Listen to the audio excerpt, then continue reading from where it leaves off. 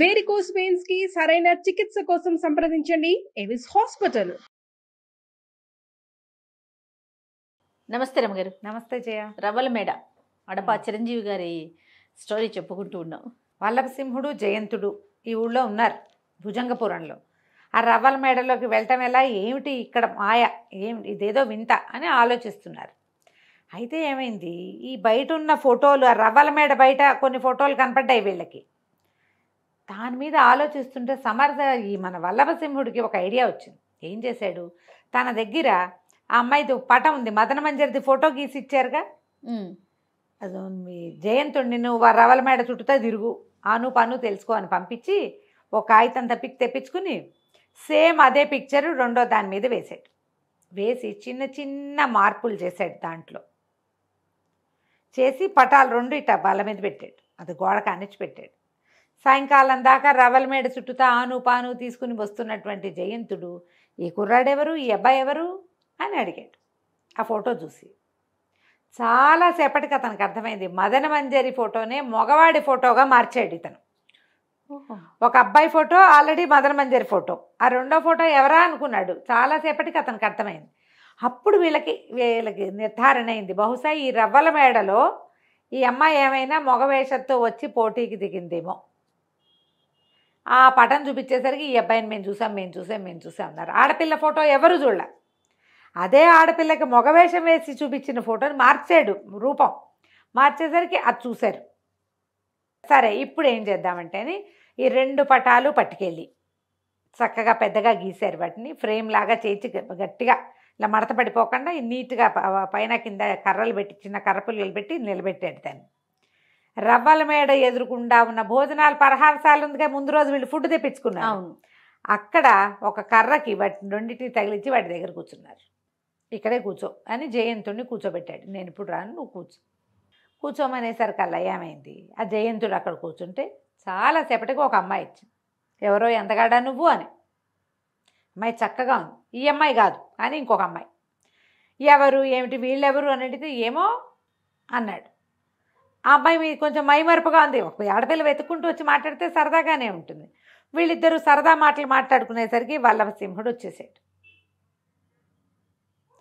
వచ్చి ఎవరు ఏమిటి అని కనుక్కున్నాడు. ఈ వచ్చిన అమ్మాయి పేరు సారంగి. మీ పేరు ఏమిటంటే, నా పేరు అందరూ పిలిచేది కాదు, మా అమ్మ ప్రేమతో పిలుస్తుంది. ఎప్పుడైనా నా భార్య రేపు వివాహం అయ్యాక నా భార్య ప్రేమతో పిలవగలదు. వల్లభ అని ఎవరు పిలుస్తారు, కన్యలు ఎవరు పిలవలేరు. నా పేరు ప్రేయసి మాత్రమే పిలవగలుగుతుంది. తప్పి తగిలి వివాహం అయితే భార్య కూడా పిలవగలుగుతుంది. మా అమ్మ ఒక్కతే ప్రేమగా పిలవగలదు అనేసరికి అతని పేరేమిటో కూడా ఈ అమ్మాయికి అర్థం కాలే. ఏదో పొడుపు కథ పొడుస్తున్నాడు అనుకుంది. వెళ్ళి కరెక్ట్గా రవ్వల మేడ లోపలికి వెళ్ళిపోయింది. వెళ్ళాక అక్కడ మదన మంజరికి చెప్పింది, ఇవాళ నేను నీ పటాన్ని చూశాను అని. ఆ మదన మంజరి లోపల ఉంది. ఆ రవ్వల మేడలో చిత్రలేఖతో పాటు మదన మంజరి కూడా లోపలే ఉంది. ఆ అమ్మాయి కూడా ఇక్కడికి పోటీకి వచ్చి మగవేషంలో మొదటి పోటీ దాటేసి కత్తి యుద్ధంలో ఓడిపోయి దాసిగా అయిపోయింది. కాకపోతే రాజకుమార్తెను తెలుసుకుని దీన్ని సోదరిగా భావించి తన దగ్గర అట్టు పెట్టుకుంది. రాజకుమార్తె అలంకారాల్లో లేదు, సామాన్యమైన అలంకారాలతో ఇక్కడే ఉండిపోయింది. బయటికి వెళ్ళేందుకు లేదు, గడప దాటి వెళ్ళడానికి వీలు లేదు కదా. ఈ సారంగి కూడా ఎక్కడో దారిలో దొరికింది ఆ అమ్మాయికి, ఆ మదన మంజరికి. సారంగిని కూడా తనతో పాటు లోపలికి తీసిపోయి తన దగ్గరే అట్టు పెట్టుకుంది. ఎవరు ఈ అమ్మాయిని ఓడిస్తారా అని చూస్తున్నారు వాళ్ళు. సరే ఎప్పుడైతే తమ పటాలు వచ్చినాయంటే మన ఊరి నుంచే వచ్చారు. ఆ పటం గీసి, అది కూడా రాజకుమార్తెకి సర్వాలంకార శోభితంగా ఉన్న ఫోటో, అది ఎవరో ర్యాండమ్గా వేసింది కాదు. అంటే ఇది లోపల నుంచే ఈ పటం తెచ్చుకున్నారనమాట. ఆ రెండో పటంలో ఎవరో మగవాడు, కానీ తరిచి చూస్తే అది నీలాగానే కనపడుతోంది. వీళ్ళకి ఏదో కీలకం తెలుసని ఈ అమ్మాయి వీళ్ళని కలవడానికి వచ్చింది. మదన మంజరి మాట్లాడుకున్నాక అప్పుడు డిస్కస్ చేసుకున్నారు. ఏమిటి అంటే, ఈ పోటీలు గెలవటం కష్టం, ఇది తెలిసి నేను ఆమెని పరీక్షించడానికనే వచ్చా. మా నాన్నకి చెప్తే రానివ్వడని వచ్చాను. నేను ఇక్కడ దొరకబడిపోయిన 6 నెలలు అయింది, నేను ఇక్కడే ఉన్నా అంటే ఇతను చెప్పాడు, నేను ఆ ఫోటో చూసే నిన్ను వలిచాను, ఇది నేను చేయగలనో లేదో అనుకున్నా, మేము ఎక్కడో వెతకాలని మేము అనుకుంటే నువ్వు ఇక్కడే దొరికావు మాకు, ఈ అమ్మాయిని నేను ఓడిస్తానంటే అదంత సులువు కాదు, ఇంకొక సిస్టమేటిక్గా చేస్తుంది. ఒక 12 మంది పండితులు ఉంటారు. 6 పండితులు చిత్రలేఖ వైపు, 6 పండితులు ఎవరు ప్రతిస్పర్ధిగా లోపలికి వెళ్తారో పోటీ చేయడానికి వాళ్ళ వైపు. సమాధానాలు చిత్రలేఖతో పాటు పండితులు కూడా ఒప్పుకోవాలి. చాలా చదువుకుంది అమ్మాయి. అదొకటి. రెండోది, కత్తి విద్యలో ఆమెకి రాని విద్య లేదు అసలు. 2 చేతుల్లో కత్తులు ధరించి కూడా యుద్ధం చేస్తుంది. ఈ 2 పోయాక మూడోది మరీ కష్టం. ఇతనికి ఏమనిపిస్తుంది అంటే, ఇంతమంది ఎలా దొరికిపోతున్నారు ఒక్క అమ్మాయి దగ్గర?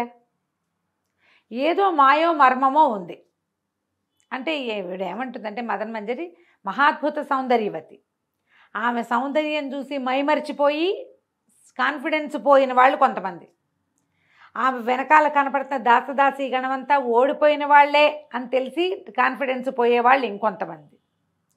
యుద్ధంలో ఆడదే కదా అని కాన్ఫిడెంట్గా ఉంటారు. ఆ అమ్మాయి 2 సార్లు కత్తులు తిప్పేసరికి అమ్మో అనుకుని ఓడిపోతారు.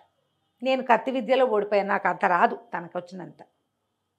అసలు 3వ విద్య దాకా వెళ్ళే, 3వ పోటీ దాకా వెళ్ళే వాళ్ళే ఉండరు. వెళ్తారు కొంతమంది. వాళ్ళు కూడా 2 రౌండ్లు ఉన్నాయి అందులో, తెలివితేటల రౌండ్స్ అవి. ఓడిపోతారు. ఓకే, ఇది జరుగుతోంది అని చెప్పేసరికి నేను చూస్తానన్నాడు. చూస్తానంటే సరే, ఈ అమ్మాయి లోపలికి వెళ్ళిపోయింది. ఇతను కొద్దిగా ఆనుపాను చూసుకుని ఏం చేశాడు, ముందు జయంతుణ్ణి పంపించాడు. నువ్వు లోపలికి వెళ్ళు, వెళితే నీకప్పుడు ఎక్కడ మాయామర్మం ఉందో మనకు తెలుస్తుంది.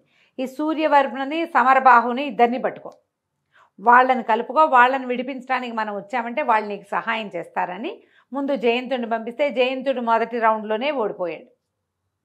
తెలివితేటల దగ్గరే, లేదా తెలివితేటలు గెలిచి కత్తి దగ్గర రాగానే పోయింది. అతన్ని చెట్లు పీకే పనిలో పెట్టారు. ఓహో, ఈ సారంగి ఇదేమిటి చెట్లు పీకేవాడినా నేను ప్రేమించాను అంటే, ఇతను ఏం చెప్పాడంటే, కాదు నేను లోపల ఉండటం కోసమే నన్ను ఇట్లా పంపించాడు, నేను ఇక్కడే ఉంటాను అని చెప్పి ఇక ఏం చేశాడు, ఈ సూర్యవర్మని సమరబాహుని వెతికి పట్టుకున్నాడు. నువ్వు ఫలానా వాడివి కదా అని అడిగి, ఇక్కడ ఏం జరుగుతోంది అంటే, వీళ్ళు ఏం చేశారు, ఆ మొత్తం భవనం చుట్టూ తిరిగితే చాలా పెద్దది. మొదట కట్టిన పురాతన భవనం ఒకటి ఉంది, దాని వెనక భాగం వైపుకి ఎవరిని వెళ్ళనివ్వరు. ఒక రోజంతా దాని చుట్టూతా తిరగ్గా వీళ్ళకి ఏం తెలిసింది, ఏవో యంత్రాలు ఉన్నాయి లోపల, వాటి తాళ్ళు వేళ్లాడుతుంటాయి కిందకి, ఒక తాళ్ళు ఉన్నాయి. అక్కడేదో పోటీ జరుగుతున్నప్పుడు ఇక్కడ చెలికత్తెలు తాళ్ళు లాగుతూ కనపడుతున్నారు. ఓహో, అంటే ఏదో ఒక పోటీలో ఇదేదో జరుగుతోంది. మొదటి 2 వేరు, మూడోది ఏదో పరీక్ష. అక్కడ గెలవలేకపోతున్నారు ఎవరు. అక్కడ ఈ అమ్మాయి ఏదైనా ప్లాన్ చేస్తోందేమో. సరే, అవన్నీ చెప్పారు, బయటికి కబురు అందించారు. ఇలాంటిది ఒకటి ఉంది, ఆ 3వ భవనంలో వెనకాల ఏదో జరుగుతుంది, ఏవో రకరకాల యంత్రాలు ఉన్నాయి, కొన్ని తాళ్ళు ఉన్నాయి, ఆ తాళ్ళు లాగుతారు సమయానికి. అక్కడి నుంచి ఈ పోటీ జరిగే ప్రదేశాన్ని చూడడానికి ఏదైనా అవకాశం ఉందేమో తెలీదు. అటువైపు వెళ్ళంగానే ఆడ సైనికులు కొంతమంది ఉన్నారు, బ్రహ్మరాక్షసులు లాంటి వాళ్ళేమో మమ్మల్ని తరిమేశారు, నువ్వు ప్లాన్ చేసుకోమంటే సరే. ఈ మన వల్లభసింహుడు పోటీ కోసం నేను పోటీ చేస్తాను, ఫలానా దేశపు యువరాజుని, నేను మరాళ దేశపు యువరాజుని, దేశాటన కోసం ఇక్కడికి వచ్చాను, నేను నిన్ను ఓడించడానికే వచ్చానని చెప్పాడు క్లియర్గా. ఈ వచ్చిన వాడిని చూస్తే అమ్మాయి ఆశ్చర్యపోయింది. అప్పటిదాకా వచ్చిన వాళ్ళంతా ఈ అమ్మాయిని చూడంగానే 4 వేళ్లాడేసేయటం, నోరావలించి చూడడం, ఆమె సౌందర్యానికి మైమర్చిపోయినట్టు ఉండటం చూశారు. ఈ అమ్మాయికి ఏమీ లేదు, ఇతనికి తెలుసు ఈ అమ్మాయి మహాసౌందర్యవతని. మదన మంజరి కంటే కూడా ఈ అమ్మాయి అందగత్తే, అవంతా ముందే తెలుసుకున్నాడు కదా. తెలుసుకుని ఏమి అమ్మాయి అందాన్ని పట్టించుకోలే. మొదటి పోటీ బోల్డ్ అన్ని ప్రశ్నలు వేశారు శాస్త్రం మీద, టపా టపా టపా టపా చెప్పేశాడు సమాధానాలు. ఆ అమ్మాయి ఏం మాట్లాడుతుందో అతనికి మదన మంజరి దగ్గర నుంచే తెలుసు. జయంతుడి వల్ల కొన్ని తెలిసినాయి. సహజంగా ఇతను తెలివిగలవాడు. ముందు అవి ఓడించటం అనేదే పెట్టుకున్నాడు. ఆ అమ్మాయితో వివాహం కలలు ఏం లేవు అతనికి. గట్టి పోటీ ఇచ్చాడు, గెలిచేసాడు. 2వ పోటీ మొదలుపెట్టారు. మర్నాడు అక్కడే ఉండమన్నారు. అక్కడే ఉండమంటే రాత్రికి అక్కడే ఉండి ఈ జయంతుణ్ణి, సారంగిని అందరినీ కలుసుకున్నాడు రాత్రికి. ఏం చెయ్యాలి తర్వాత ప్లాన్ అని. 2వ రోజు కత్తి యుద్ధం పోటీ పెట్టారు. ఇతను అమ్మాయి మీద ఒక 2 గుప్పెళ్ళు పొడుగున్నాడు, సాహసి, పైగా బాగా యుద్ధ విద్యలు వచ్చినవాడు. ఆ అమ్మాయి కదలికలు చూసి మైమరిచిపోయే గుణం లేదు, మెయిన్ ప్రధానంగా అది ఉండకూడదు అసలు. ఇక ఆ రెండోసారి యుద్ధానికి కూడా పెట్టుకున్నారు. మొదట ఒక కత్తి, అమ్మాయి చేతిలో కత్తి ఎగరగొట్టేశాడు. ఈసారి సైనికులు 2 కత్తులు ఇచ్చారు. 2 కత్తులు ఎగరగొట్టేశారు. అదే ఒక విచిత్రమైన కత్తి ఒకటి తెచ్చి ఇచ్చారు. అది చేసేశాడు. అమ్మాయి హతాశురాలైపోయింది. మూడో దాంట్లో గెలవడం కష్టం. ఆ అమ్మాయికి ఇప్పటిదాకా వచ్చిన ఏ యువకుల మీద ఇలాంటి ఆసక్తి కలగల. ఎందుకంటే అవతల వాడు తను చూసి నోరావలించటమే అమ్మాయికి తెలుసు. చూసింది. వీడికి గట్టిగా ఉన్నాడు. ఇతను అడిగింది, నువ్వు ఇట్లా ఎలా ఉన్నావంటే, నువ్వు అదే నీ కాన్ఫిడెన్స్. నేను నీకంటే సౌందర్యవతులను చూశాను అనంగానే, నీకంటే నాకంటే సౌందర్యవతి ఉంది అనంగానే డీలా పడిపోతారు ఇవతల వాళ్ళు. అంతేగా. ఇప్పుడు 3వ రోజు ఉండమన్నారు. 3వ రోజు పోటీ. 3వ రోజు పోటీకి ఆ 3వ రోజే ఈ యంత్రాలని వాడతారు వాళ్ళు. ఓ, అన్ని చిత్రమైనవి ఆ గదుల్లో ఉన్నవి. ఒక పావురాయి ఉంది, చెక్క పావురాయి. చుట్టూత వేల కొద్దీ పావురాలు ఉన్నాయి. పావురాలు గదంతా ఎగురుతున్నాయి. ఏ పావురాయికి తగలకుండా చెక్క పావురాయిని కొట్టాలి బాణంతో, బ్రెయిన్ వాడి.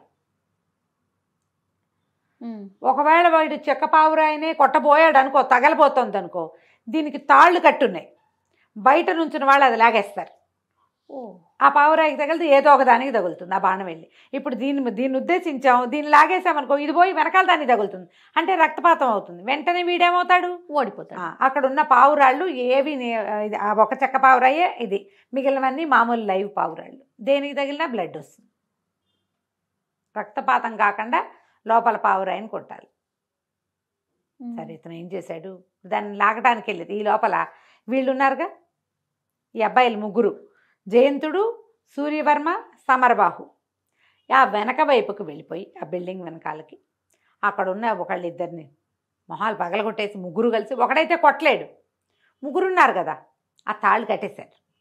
ఇతను ఏం చేశాడు, తెలివి వాడుకోవచ్చు అని చెప్పారు. ఇక్కడ ఈ పావురాలకి ఆహారంగా గింజలు పట్టుకురండి అని చెప్పాడు.